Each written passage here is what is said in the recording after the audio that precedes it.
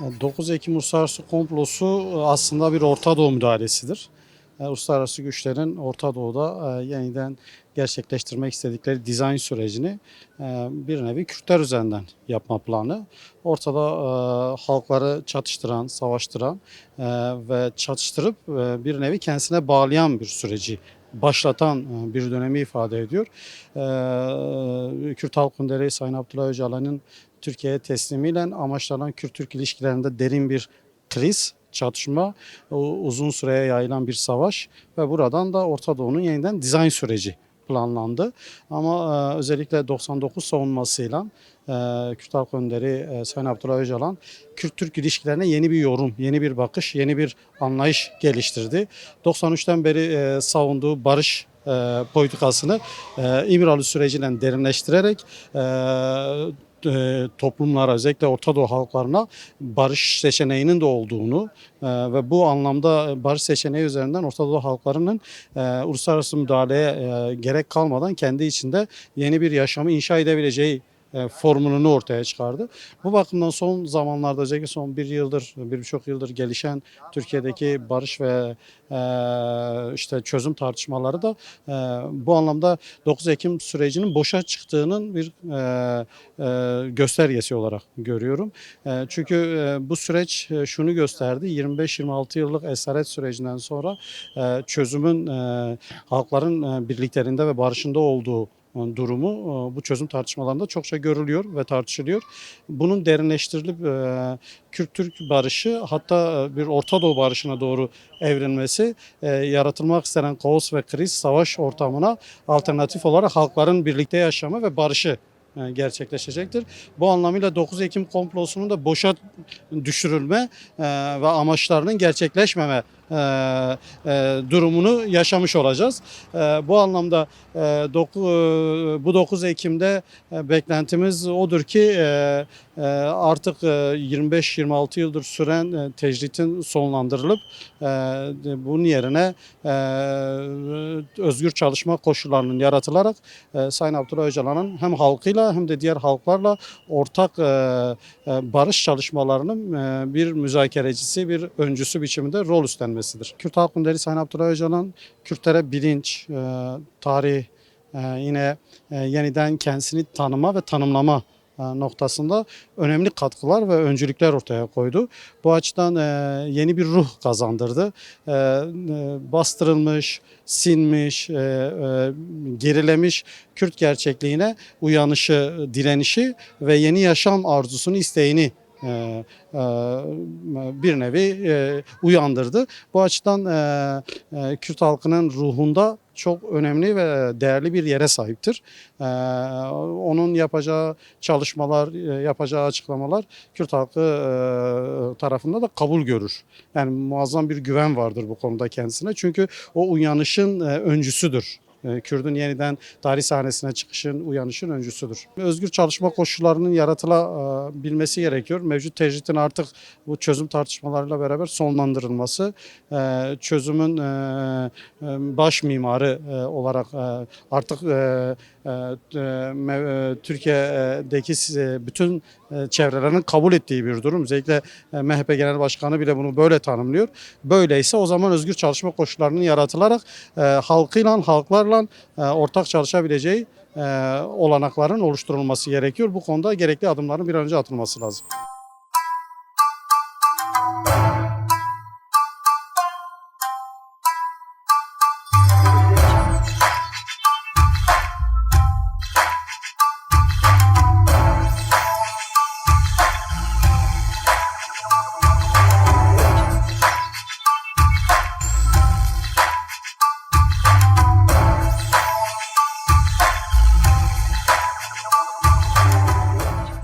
Şimdi 9 Ekim'de yani Kürt halkının geçmişte olduğu gibi günümüzde de o günde de yani toprağa gömmek, beton çekmek üstüne Kürt sorunu diye bir sorunun olmadığı, ortadan kaldırılması o konuda uluslararasılaşan bir sorun haline zaten gelmişti Kürt sorunu. Fakat onu bitirmeye çalıştılar ama bu bir gerçektir. Bitirme şansları asla olmaz. Çünkü karşılarında 50 milyon civarında Kürt vardır. Ve bu 100 yıldır bu savaşlarla, mücadelelerle devam ediyor. Bu komplo başarıya ulaşmadı şüphesiz. Sayın Öcalan'ın da bu konuda belirlemeleri var, direnmeleri var. Dört divar arasında bir adada olsa da ama o direnişi, o demeçleri, o şeyi yine de o Kürt halkına mensup olan insanlar da ayakta tutmaya hem çalıştı hem kendisi ayakta kaldı. Bugün barış görüşmelerinden bahsediliyor. Türkiye'de demokrasinin gelişmesinden bahsediliyor. Tabii bu ne kadar olur onu zaman gösterecek. Bazı adımlar atıldı ve bu adımlar da yani Reyber Öcalan tarafından atıldı. Ya cezaevinde olmasına rağmen bir çağrıda PKK kendini feshetti. PKK silahları da yaktı. Fakat tabii biz bunu beklentiler vardır. Devletin çağrıları var. Devlet çağrı yaptı. Bahçeli'nin çağrısı vardı. Tabii bu kendi başına yaptığı bir çağrı değildir şüphesiz. Şimdi devlet de artık adım atması lazım. Orta Doğu'da yeni şekillenmeler vardı. Bu şekillenmelerde tabii Kürtler de yerini almışlar, alacaklar da. Bu konuda Türkiye'nin de adım atması lazım. Artık o komplo boşa çıktı bana göre. Yani o komplo bu kadar insanlara eziyet çekildi, bu kadar şeyler yapıldı fakat boşa çıktı bana göre. Ona göre yeni bir dizayn yapılıyorsa o dizayna göre Türkiye'de kendini hazırlaması gerekir diye düşünüyorum. Kürtler boş durmayacaktır. Gittikçe daha çok örgütlenecektir buna karşı. Çünkü insan yani dünyada artık temel haklar vardı. Temel haklar, evrensel haklar vardı. Bunlar hepsi artık bilinen bir gerçek haline geldi. Fakat şunu da görmemiz lazım. Şimdi baş müzakereci diye Kürtler tarafından ilan edilen Sayın Öcalan'ın cezaevinde kalması başı başına doğrudur. Yani etik de değil, doğru da değil. Şimdi bunun bir örneği dünyada yaşanan gerçekler var. Örneğin Güney Afrika'da bu barış görüşmeleri başlandığı zaman Sayın Nelson Mandela bir eve aldılar. Yani cezaevi koşullarından en azından çıkardılar. İnsanlar serbest ortamda birçok şey yapabilir. Yani Sayın Öcalan gazetecilerle görüşmesi lazım. Yani o kurulan komisyon görüşmesi lazım. Çünkü baş müzakereci kendisidir. Şimdi sen bir halkla barışık bir şekilde yaşamak istiyorsun bu ülkede. Şimdi Türkiye'de bize göre 20 milyonun üzerinde Kürt vardır yani. Üçüncü bir parti olan bir partisi vardır. Bu daha da ileride daha çok oy alacaktır. Daha ikinci parti duruma da gelebilir. Şimdi eğer bu Kürtlerle barış ortamda yaşamak istiyorsanız şimdi sizinle barışa oturacak o şahsiyete önem vermeniz gerekir. Yani o şahsiyet bu barışı sağlayabilen yegane güç odur yani. Herkes onu dinliyor. Yani Kürtler hiç bir Kürt onu dinlemeyen ben rastlamadım yani. Ben mesela halk arasında geziyorum. Onun söyleyeceği şeylerle herkes kabul görüyor. Ama burada son derece ben şunu söyleyeyim. Türkiye bir şanstır Sayın Öcalan.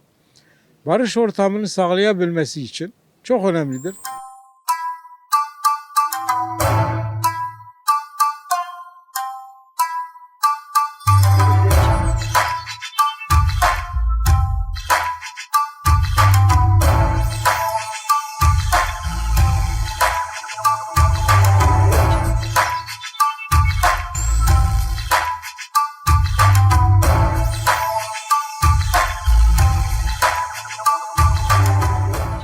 Komplo Abdullah Öcalan'ın Suriye'den çıkarma sürecidir.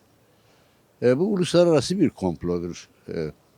Yani hepsini hem fikir olup yani emperyalist güçlerin bilhassa hem fikir olup onu oradan çıkarıp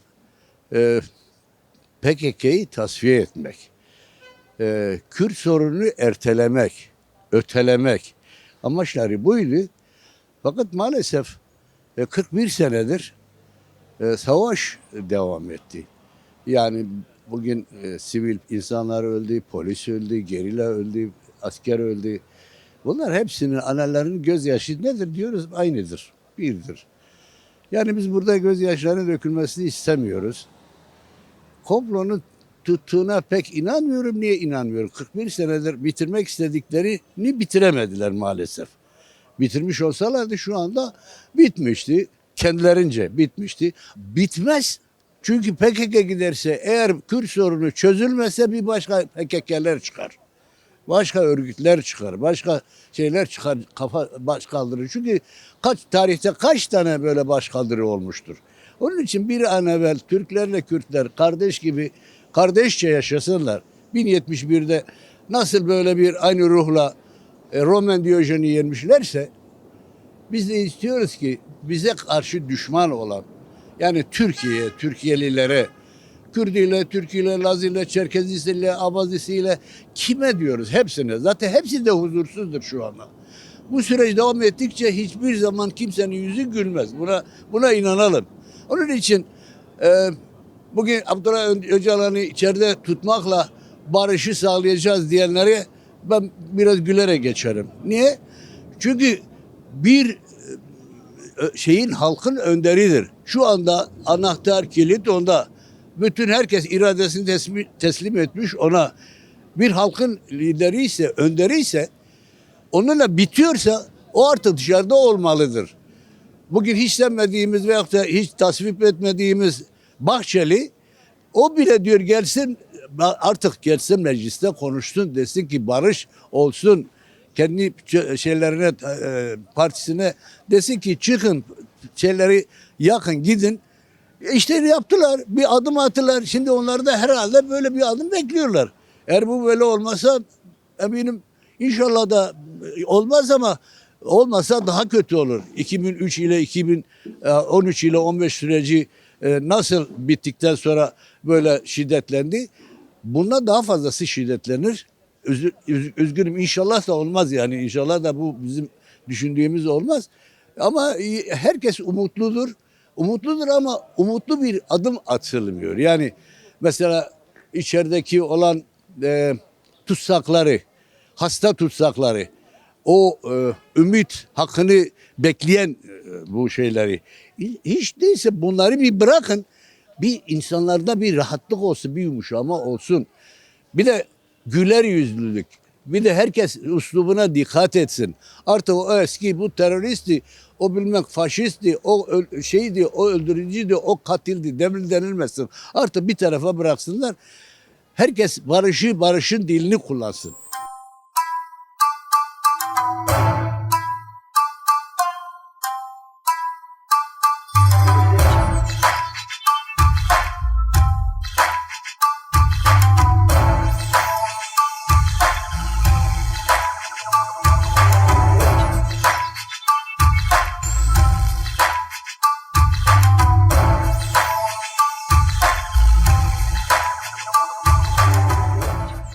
Biz barış istiyoruz. Artık yani gerçekten de iki tarafta da kan dökülmesini istemiyoruz. Annelerinin yüreği yanmasını istemiyoruz. Hani haddinden fazla her iki tarafta yaşadı, gördü. Bu sistemin artık bir şekilde de barış sürecini başlamasını istiyoruz yani. Kürt halkı teslim alınamaz kesinlikle hiçbir şekilde. Evet, bu barış sürecini yani öncelikle önderliğin başlattığı gibi zaten önderlik haddinden fazla bu yükü üzerine aldı. Bu saatten sonra bu kimliğe bizim sahip çıkmamız gerekiyor. Bu sorumluluğu bizim almamız gerekiyor. Her alanda ve her yerde toplu alanın içerisinde kimliğimize bu saatten sonra sahip çıkmamız gerekiyor. Bunu da sistem de zaten bunun farkındadır ki gayet iyi biliyor. Bu toplumu Kürt halkının hiçbir şekilde de pes etmeyeceğini de iyi bildiği için önderlik ne dediyse biz onun şeyinde gitmek zorundayız yani. Bugün önderliğin serbest kalmasını istiyoruz. Barışın olmasını istiyoruz. Önder Apo'nun ne dediyse biz onun yolunda zaten gitmeye hazırız ki bunu da her iki taraf için de istiyoruz. Komplonun aslında çok boşa çıkarıldı Kürtler tarafından, bizler tarafından. Asıl amacı aslında yıldırmak, bitirmek. Yani bu birçok şeyle bağlantılıdır aslında. Bunu şey yapmaktır aslında, tam tersine geri püskürtmektir. bu mücadeleyi, bu kadar çabayı, bu kadar savaşı, bu kadar kendi kültürüne, kendi kimliğine sahip çıkan, bu mücadeleye sahip çıkan lideri geri püskürtmek, korkutmak. Ama bizler çok güçlüyüz. Biz kendi tarihimizin, devletin yapısını çok iyi biliyoruz ve biz bunu çok iyi bir şekilde boşa çıkarıldığını gördük yani ve çıkarıldı da. Çok amaçları var aslında. Her anlamda, her alanda bizi geri püskürtmek ve korkutmak, gözdağı vermek. Kesinlikle başarılı olamazlar zaten. Mümkün değil. Yüzyıllardır Kürtler direniyor. Birçok isyanlarımız oldu. Biz hiçbir zaman şey olmadık, yılmadık ve şey olmadık yani. Amacına ulaşmadı yani zaten bu komplo. Asla ulaşmayacak da.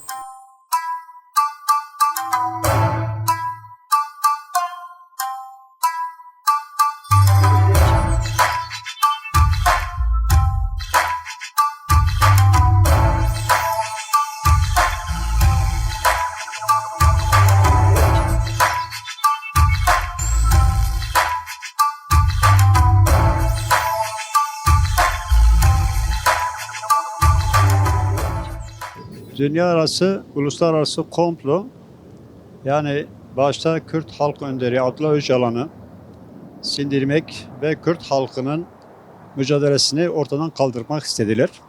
Ama başaramadılar. Kürt halk önderi Abdullah Öcalan'ın, yani bana göre bir dünya lideri, sebebine gelince müthiş bir beyin var, müthiş bir kapasite var. Yaptıkları tüm oyunları kendi rahat bir şekilde o oyunları bozdu ve bozmaya da çalışıyor. Hala da bozuyor. Ne kadar üstüne gelirlerse gelsinler. Evet, bugün zindanda yaklaşık 26 yıldır. Bu 26 yıl içerisinde 4 duvar arasında küçücük bir hücrede dahi yine kendisi bu komployu çürütmeye çalışıyor ve çürütmüştür de bize göre. Onun için bugün gelinen nokta güzel bir nokta.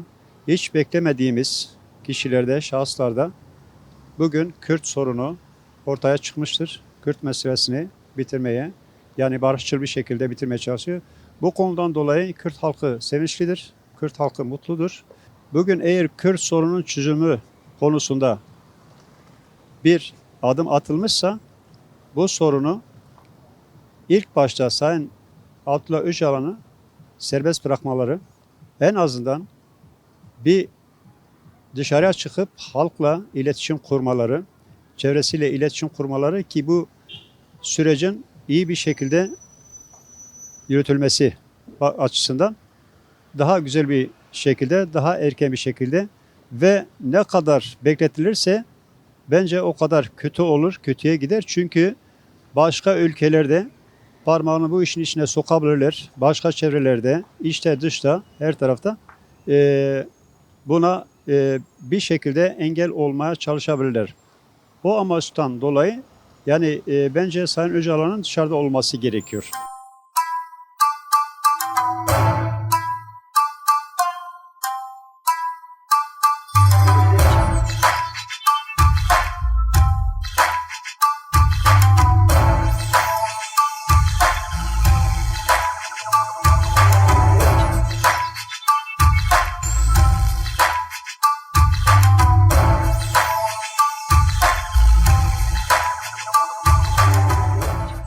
Şimdi komployla amaçlanan sadece 9 Ekim'deki Kürtler üzerindeki ilk komplo değil. Kürtler üzerinde 1000 yıldır bu coğrafyada komplolar yapılıyor. Sayın Öcalan üzerinde de 9 Ekim'de yapılan bu komplo bütün Kürtlere yapılmış bir komplodur. Komplonun amacı Kürtleri asimile etmek, Kürtleri yok etmek, bu coğrafyada Kürtleri diliyle, kültürüyle asimile etmek, tamamen ortadan kaldırmaktı. Ama Kürtler buna karşı son derece örgütlü bir şekilde, duyarlı bir şekilde mücadele ettiler ve komployu boşa çıkardılar. Bundan sonra da Kürtler üzerinde yürütülen bütün komplolar boşa çıkacak. Çünkü Kürtler eski Kürtler değildir. Artık Kürtler örgütlüdür, artık Kürtler bilinçlidir, artık Kürtler özgürlüğüne sahip çıkacak. Şimdi barış görüşmeleri biz halk olarak yani devlete çok da güvenmiyoruz ama biz önderliğimize güveniyoruz, biz kendimize güveniyoruz. İmralı süreci barış süreci deniliyor ama hala tecrit devam ediyor, hala yeterli adımlar atılmamış. Buna karşılık Kürtler üstlerine düşen görevi yerine getirmiştir. Her alanda hem halk olarak hem örgüt olarak görevini yerine getirmiş. Bunun için de biz çalışıyoruz, uğraşıyoruz, emek veriyoruz. Barışı bu coğrafyaya getirene kadar da emeğimiz devam edecek. Öcalan'ın üzerindeki özgürlüğü tecritle kalkana kadar biz mücadelemizi devam ettireceğiz. Uluslararası komployla aslında özellikle Kürt ulusal mücadelesinin bir de Kürt halk önderinin tavsiye edilmek istenmektedir. Bu yüzden de uluslararası komplo şu ana kadar amacına ulaşılamadı. Çünkü Kürt halkı ve Kürt halk önderi bu mücadeleyi boşa çıkardı. Dolayısıyla komplo devam etmektedir ama komployu halk olarak biz şu ana kadar genelde de halk boşa çıkarmıştır yani. Bundan dolayı da Kürtler bu uluslararası komploya hem etkilikleriyle boşa çıkarmıştır yani şu ana kadar. Tecrit şu ana kadar devam ediyor. Yani Kürtler de bu tecride karşı güçlü bir direniş 27 yıldır devam ediyor. Direniyorlar. Kürt halkı da Kürt halk önderi de içeride, Sayın Öcalan da içeride direniyor. Dolayısıyla komplo devam ediyor. Değil devam etmiyor ama Kürtlerin direnişi de bu komployu boşa çıkaracak yani. Buna inanıyorum. Yani halk da buna inanıyor. Halk da bu temelde en azından bu mücadeleyi sürdürüyor. 27 Şubat Demokratik ve Barış Çözüm süreciyle ilgili o çağrının aslında bu komplonun boşa çıkarmasına yöneliktir. Eğer bu süreç gerçekten ilerlese, çözüm sürecine evrilse bu komplo da boşa çıkarmış olacak. Dolayısıyla Sayın Öcalan'ın gelişmiş olduğu küresel düzeyde Orta Doğu'da bu komplonun bir ayağı da bu küresel güçlerin olduğunu biliyoruz. Bunu boşa çıkarmak için 27 Şubat çağrısının anlamı iyi anlamak lazım, iyi değerlendirmek lazım. Kürtler bu anlamda Sayın Öcalan'a güveniyor, sonsuz güveniyor. Bu komployu da bu şekilde boşa çıkaracağına da inanıyoruz.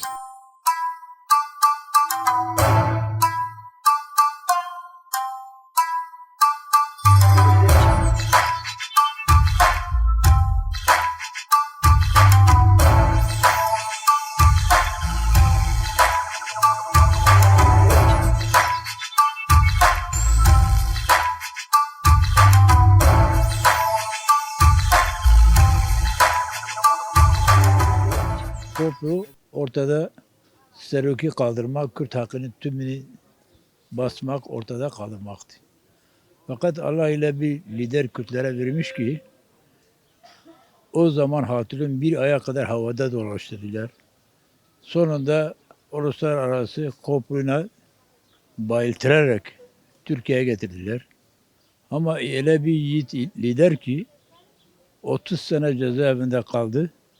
Şu anda o komplo yapan gidip ayağına gidip aman ne yapıyorsa yap barışalım. Böyle bir lider, ben 75 yaşındayım ve tarihi okumamdan biraz da okumam var. Böyle bir lider dünyaya gelmemiş ve bundan sonra da gelmeyecek. Biz sonuna kadar onunla beraberiz.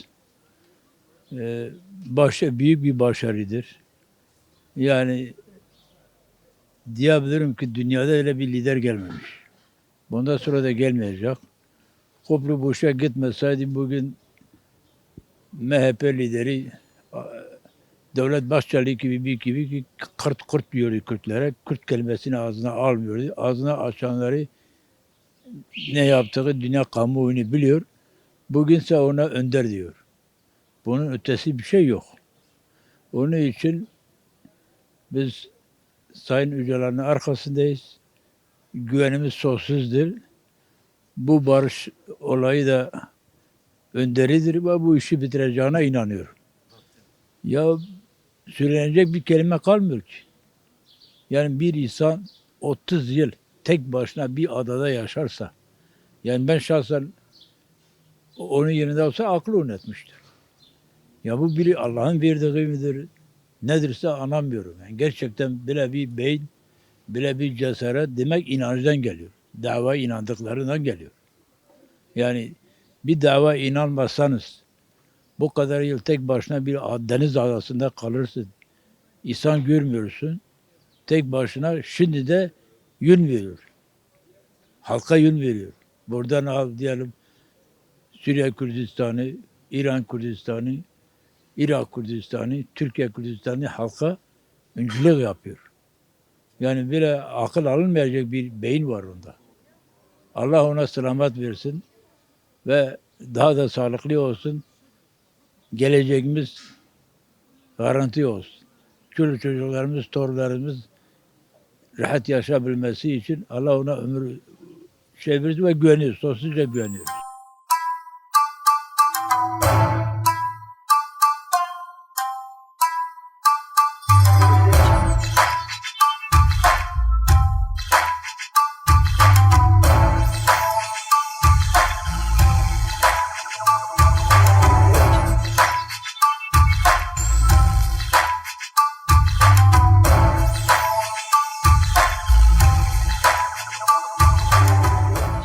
Bu komployla amaçlanan aslında komplo sadece Türkiye Devleti'nin yönetiminin komplosu diye görmek çok yetersiz kalır, az kalır. Uluslararası komplodur. Ve bu komplo kapitalist modernitenin beraber ortaklaşa gerçekleştiği bir komplo. Amacı yani hem fiziki olmaktan ziyade daha çok fikir ve düşünce hem Kürdistan'da hem Türkiye'de hem dünyada insani değerlerin öne çıktığı gerçek demokrasinin hakim kılınabileceği bir dünya yaratmak amaçlı Öcalan'ın ortaya koyduğu perspektifte aslında çekinmekten kaynaklıdır. Bu amaçla yapıldığını düşünüyorum. Tabii başka bir önemli bir amacı da Orta Doğu'da güçlerin gerçekleştirmek istediği hegemonik yapılarını Orta Doğu'ya hakim kılmak, Orta Doğu'da tam hakim olmak için bu amaçla da yapıldığını düşünüyorum. Sayın Abdullah Öcalan komployu tamamen 26 yıl boyunca boşa çıkarmıştır, direnmiştir ve hayata, Kürdistan'a ve Orta Doğu'ya yeni bir ruh vermiştir. Bütün komploları boşuna çıkarmıştır. Halk önderi seçilmiştir ve bizim önderimizdir. Önderimiz vardır, olmazsa olmazımızdır. Bugün Önder Apo'nun başlattığı 27 Şubat'ta başladığı barış süreci çağrısıyla birlikte Kürt halkı önderliğine ve çağrısına sahip çıkmıştır, sahip çıkıyordur, mücadele veriyordur ve amacına ulaşacaktır. Önder Apo'nun verdiği mücadele 27 yıl boyunca bu mücadeleyi tamamen başarıya ulaşmıştır. Halkıyla kilitlenmiştir. Asla ve asla hiçbir zaman bu kadar tecrite rağmen hiçbir zaman bu halk önderliğinde kopmadı, kopmayacaktır.